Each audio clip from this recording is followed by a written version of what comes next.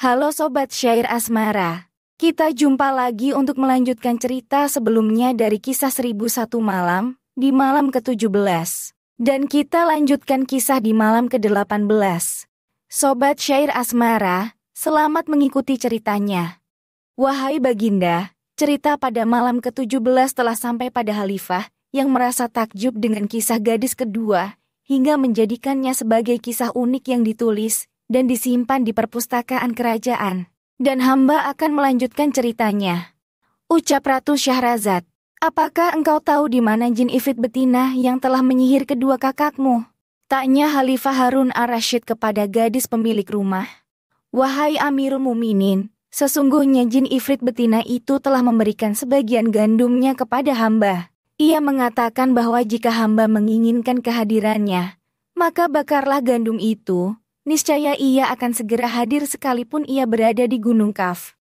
Jawab gadis itu, bawakan gandum itu kepadaku. Perintah Khalifah.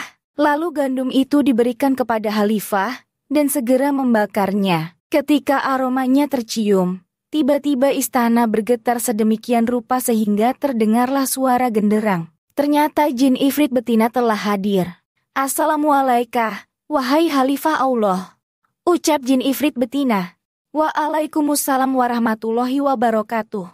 Jawab Khalifah Harun ar-Rasyid, ketahuilah wahai Baginda, sesungguhnya nona ini telah berbuat kebaikan kepada hamba yang tak akan mampu hamba balas. Sebab, ia telah menyelamatkan hamba dari kematian dan telah membunuh musuh hamba. Hamba juga telah menyaksikan apa yang diperbuat oleh kedua kakaknya. Maka hamba segera membalaskannya dengan menyihir mereka menjadi anjing. Sebenarnya, hamba ingin membunuh mereka, tetapi khawatir hal itu tidak membuat senang hati nona ini. Jika Baginda menghendaki kebebasan keduanya, maka hamba akan membebaskan keduanya sebagai penghormatan kepada Baginda. Sebab, hamba ini termasuk golongan jin muslim. Bebaskanlah kedua anjing itu, titah Khalifah pada jin betina. Setelah itu, baru kita mengurusi gadis yang telah dianiaya oleh suaminya ini. Kita akan mengetahui kebenaran ceritanya. Jika gadis ini memang berkata benar, maka ia akan mendapatkan ganjaran kebaikan. Wahai Amirul Muminin, akan hamba tunjukkan kepada Baginda orang yang telah berbuat zalim kepada gadis ini. Ia adalah orang yang sangat dekat kepada Baginda. Jin itu mengambil semangkok air, membacakan mantra, lalu memercikkan airnya ke muka kedua anjing, seraya berkata, kembalilah ke wujud asalmu. Maka kedua anjing itu segera berubah menjadi manusia kembali. Wahai Amirul Muminin, sesungguhnya orang yang telah memukul gadis itu adalah anakmu sendiri, yakni Al-Amin bin Harun ar-Rasyid. Ucap jin itu.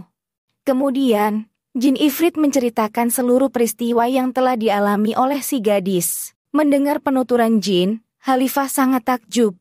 Segala puji bagi Allah atas terbebasnya kedua anjing itu.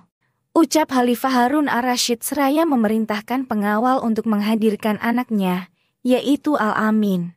Ketika putranya menghadap, Khalifah memerintahkan agar anaknya berkata dengan jujur. Maka Al-Amin menceritakan hal yang sama dengan cerita si gadis. Kemudian Khalifah memerintahkan agar imam dan para saksi dihadirkan ke istana. Termasuk ketiga orang buta yang sebenarnya adalah raja, dinikahkan dengan gadis pemilik rumah dan kedua kakaknya. Mereka diangkat sebagai pembesar istana dan segala keperluan mereka dipenuhi. Sedangkan gadis yang menjadi korban penganiayaan dikembalikan kepada anaknya, yaitu Al-Amin. Khalifah memerintahkan agar membangun kediaman yang lebih baik dari sebelumnya. Sedangkan gadis yang menjadi pelayan, dinikahi oleh Khalifah sendiri. Pada malam itu, Khalifah tidur bersamanya di istana. Keesokan harinya, Khalifah menempatkan istrinya secara khusus di sebuah istana dengan para budak perempuan yang selalu siap melayaninya. Aku ingin berkeliling kota pada malam ini untuk mengetahui keadaan para pejabat, serta keadaan rakyat yang sebenarnya. Ucap Khalifah kepada Wazir Ja'far al-Barmaki pada suatu malam. Maka pada malam itu, Khalifah berkeliling kota bersama Ja'far al-Barmaki dan Masrur. Mereka berjalan menuju pasar, melewati lorong-lorong. Ketika itu, mereka bertemu dengan seorang tua yang menjunjung keranjang dan jala, sedang tangannya memegang sebuah tongkat. Ia berjalan sangat pelan. Khalifah mendekati orang tua itu. "Wahai orang tua, apa pekerjaanmu?" Tanya Khalifah. "Hamba seorang nelayan, memiliki keluarga dan telah pergi dari rumah sejak tengah hari sampai saat ini, dan belum mendapatkan rezeki berupa ikan untuk makan keluarga hamba. Sungguh, hamba tidak menyukai keadaan ini, bahkan ingin mati saja. Bagaimana menurutmu jika kita pergi ke sungai, lalu engkau lemparkan jalamu dan aku akan membayar apapun yang engkau dapatkan pertama kali dengan harga 100 dinar. Mendengar tawaran Khalifah, orang tua itu merasa senang. "Baiklah tuanku," kata si nelayan tua dengan gembira. Nelayan itu pun pergi ke sungai bersama dengan Khalifah dan para pengiringnya. Sesampai di sungai, ia segera melemparkan jala, menunggu beberapa saat lalu menariknya. Ternyata, di dalam jala itu ada sebuah peti yang terkunci rapat dan terasa sangat berat. Peti itu segera ia keluarkan dari jala, dan diserahkannya kepada Khalifah yang segera membayarnya seharga 100 dinar. Nelayan itu berpamitan pulang, sedangkan Khalifah memerintahkan Ja'far al-Barmaki dan Masrur untuk membawa peti itu ke istana. Setiba di istana, Ja'far al-Barmaki dan Masrur membuka peti secara paksa. Peti itu terbuka dan di dalamnya terdapat keranjang yang terbuat dari anyaman daun kurma, dijahit dengan kain warna merah. Di dalam keranjang itu terhampar potongan permadani dan ketika permadani itu dibuka, ternyata di bawahnya ada selimut. Lalu, ketika selimut itu diambil, tampaklah jasad manusia, seorang gadis yang sudah menjadi mayat dalam keadaan terpotong. Menyaksikan jasad gadis itu, Khalifah Harun ar-Rasyid sangat sedih dan meneteskan air mata. Khalifah memandang ke arah Ja'far al-Barmaki. "Hai Ja'far, kenapa ada manusia yang berani membunuh orang pada zamanku ini? Pembunuh itu melemparkan mayat ke laut dan aku yang disuruh bertanggung jawab. Demi Allah, aku akan membalaskan kematian gadis ini. Akan kubunuh orang yang telah membunuhnya. Demi hubungan nasabku dengan Bani Abbas, jika engkau tidak berhasil menghadirkan pembunuhnya di hadapanku, maka engkau akan kugantung di depan pintu gerbang kerajaan berikut 40 anggota keluargamu. Wahai Amirul Muminin, berilah hamba waktu selama 3 hari. Jawab Ja'far al-Barmaki dengan mulut gemetar karena takut. Kemudian Ja'far al-Barmaki berlalu dari hadapan Khalifah, berjalan menelusuri kota dalam keadaan sedih. Dari mana aku bisa mengetahui orang yang telah membunuh gadis itu, apalagi harus membawanya ke hadapan Khalifah? Jika yang kubawa ternyata bukan pelakunya, tentu aku yang harus menanggung akibatnya. Sungguh, aku tidak tahu harus berbuat apa," katanya pada diri sendiri. Ja'far al-Barmaki memutuskan untuk berdiam diri di rumahnya selama 3 hari. Pada hari keempat, ia dijemput oleh utusan Khalifah. "Mana pembunuh gadis itu?" tanya Khalifah kepada Ja'far al-Barmaki. "Wahai Amirul Muminin, apakah hamba mengetahui hal yang gaib sehingga hamba tahu siapa pembunuhnya?" Mendengar jawaban Ja'far al-Barmaki, Khalifah bertambah murka dan memerintahkan agar Ja'far al-Barmaki digantung di depan pintu gerbang kerajaan. Khalifah juga memerintahkan agar juru bicara kerajaan mengumumkan bahwa akan diadakan keramaian di pintu gerbang kerajaan dan seluruh warga dipersilakan untuk menghadirinya. Demikianlah, seluruh warga kota menyambut gembira akan diadakan keramaian itu. Mereka berduyun menuju pintu gerbang kerajaan.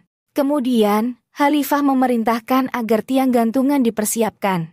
Para pengunjung terkejut ketika mengetahui bahwa keramaian itu ternyata upacara penggantungan Wazir Ja'far al-Barmaki beserta 40 anggota keluarganya. Mereka mulai merasa kasihan dan meratapi nasib sang wazir serta keluarganya. Tiba-tiba muncullah seorang pemuda tampan dan berpakaian bersih. Ia maju ke arah wazir. "Wahai wazir yang mulia, semoga Allah memberikan keselamatan kepada Tuan. Ketahuilah, hambalah yang membunuh gadis itu. Maka hukumlah hamba," ucap si pemuda di hadapan wazir. Mendengar ucapan si pemuda, Ja'far al-Barmaki merasa lega. Ia nyaris tidak bisa berbicara karena merasa sedih dan gembira. Ia bersedih karena hidup si pemuda akan segera berakhir dan merasa gembira karena ia terbebas dari hukuman gantung. Sementara Ja'far al-Barmaki berbicara dengan pemuda itu, Seorang lelaki tua menerobos kerumunan orang untuk mencari jalan hingga tiba di depan Ja'far al-Barmaki. "Wahai wazir, jangan percaya ucapan pemuda ini, sebab tak seorang pun yang telah membunuh gadis itu kecuali hamba. Hukumlah hamba atas kematian gadis itu," kata lelaki tua. "Wahai wazir, orang tua ini tidak mengerti apa yang ia katakan. Hambalah orang yang membunuh perempuan itu. Jadi, hukumlah hamba segera," seru si pemuda. "Nak, engkau masih sangat muda dan masih pantas menikmati kesenangan dunia. Sedangkan aku adalah orang tua yang telah puas menikmati kehidupan. Aku akan memberikan nyawaku untukmu," kata si orang tua. Ketika Ja'far al-Barmaki mendengar pembicaraan antara pemuda dan si orang tua, ia menjadi bingung. Ia kemudian membawa pemuda serta lelaki tua itu menghadap khalifah. "Wahai Amirul Muminin, pembunuh gadis itu telah hadir," ucap Ja'far al-Barmaki. "Yang mana orangnya?" tanya khalifah. "Masing-masing dari kedua orang ini mengaku sebagai pembunuhnya. Siapakah di antara kalian yang telah membunuh gadis itu dan melemparnya ke laut?" tanya khalifah kepada dua orang yang rupanya ayah dan anak. "Hambalah yang membunuhnya," jawab si pemuda. "Tak seorang pun yang telah membunuhnya selain hamba," jawab si orang tua.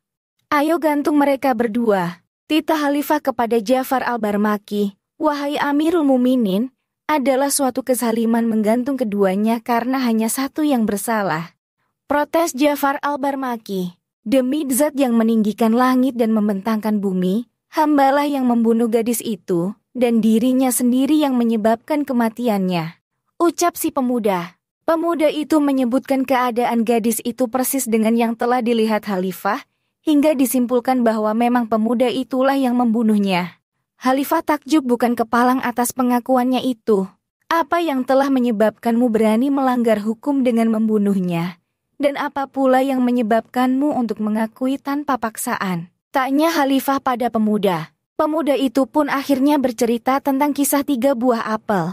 "Wahai Amirul Muminin, gadis yang terbunuh itu adalah istri hamba. Ayahnya adalah paman hamba sendiri. Allah menganugerahkan 3 orang putra kepada kami. Istri hamba sangat baik dalam melayani hamba sehingga hamba pun sangat mencintainya. Sebulan yang lalu, ia sakit parah dan keadaannya tidak semakin baik. Namun, karena hamba merawatnya dengan baik dan mendatangkan tabib, akhirnya ia sembuh. Suamiku, aku sangat menginginkan buah apel, sekalipun 1 gigitan saja. Setelah itu, aku rela mati," pinta istri hamba pada suatu hari tatkala ia hendak berangkat mandi. "Dengan izin Allah, keinginanmu akan kukabulkan," kata hamba dan pergi ke kota saat itu juga dan mencari buah apel. Namun, setelah mencarinya di seluruh kota, hamba tidak dapat menemukan satupun apel. Bahkan, hamba sudah berniat akan membelinya sekalipun untuk 1 buah apel seharga 1 dinar. Karena tidak juga menemukan yang hamba cari, akhirnya dengan kesal hamba pulang ke rumah dan malam itu hamba habiskan dengan memikirkan buah apel. Keesokan harinya, hamba segera berangkat berkeliling ke kebun penduduk, tetapi tidak menemukan kebun apel yang sudah berbuah. Hamba bertanya kepada seorang tukang kebun, "Engkau tak akan menemukan buah apel, kecuali di kebun milik Amirul Muminin di kota Basrah. Sebab, di sana banyak buah apel yang dikumpulkan oleh para tukang kebun baginda," jawab tukang kebun itu. Karena sangat sayang kepada istri, hamba segera mempersiapkan perjalanan menuju Basrah. Setelah melakukan perjalanan selama 15 hari, hamba tiba di kota Basrah dan langsung menemukan buah apel yang diinginkan oleh istri. Hamba membelinya dari seorang tukang kebun baginda seharga 3 dinar untuk 3 buah apel. Hamba pun pulang dengan hati gembira. Namun, sesampai di rumah, ternyata istri hamba sudah tidak menginginkannya lagi. Ia menerima buah itu dengan setengah hati. Beberapa hari kemudian, saat sedang duduk di toko hamba, lewatlah seorang budak hitam sambil memegang sebuah apel yang menurut hamba, itu adalah buah yang hamba dapatkan dari kota Basrah. Hamba memanggil si budak itu lalu bertanya, "Hai budak yang baik, dari manakah engkau mendapatkan buah apel itu?" "Hamba mendapatkannya dari kekasih hamba. Ia sedang sakit dan hari ini hamba menjenguknya. Hamba melihat ada 3 buah apel di samping tempat tidurnya. Ia berkata bahwa suaminya si pencemburu telah menghabiskan waktu setengah bulan untuk mendapatkan buah itu. Sesudah makan minum serta meminta buah apel ini, hamba pun pulang. Jawab si budak. Mendengar penuturan si budak, hamba segera menutup toko dan bergegas pulang. Karena saking marahnya, hamba bahkan nyaris gila. Saat tiba di rumah, hamba langsung menanyakan buah apel itu.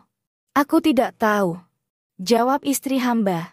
Mendengar jawabannya, hamba semakin yakin bahwa cerita si budak benar adanya. Lalu, hamba mengambil pisau dan menusuk dada istri serta memotong lehernya. Mayatnya hamba letakkan di dalam sebuah keranjang dan menutupi dengan selimut serta selembar permadani.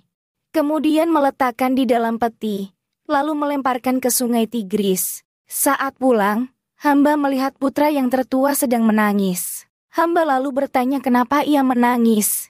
Wahai ayah, pagi ini aku telah mengambil 1 dari 3 buah apel milik ibu. Aku membawanya ke pasar bersama adik-adikku. Kata anak hamba bercerita. Tiba-tiba, ada seorang budak hitam tinggi besar merebut apel itu dariku. Ia bertanya, dari mana engkau mendapatkan apel ini?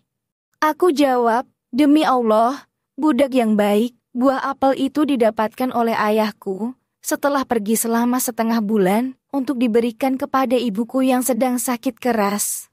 Kembalikan apel itu kepadaku. Namun, budak itu tetap tidak mempedulikan kami.